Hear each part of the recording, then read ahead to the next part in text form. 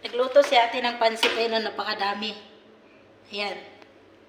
Ayun na nagluto kasi uwi na siya bukas. Wait. May kausap pa siya. Dinala ko ng amo ko dito.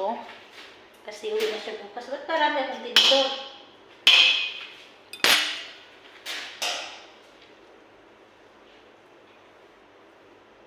Sarap nito bagay. Halong kanton. Ano to? Pansit kanton? Hinalo mo to, te? O kanton talaga mismo? Kanton na. Patay ka. Inubos mo yung manok ni Kurang. Hindi, kapag yung ulit ako manok. Niya,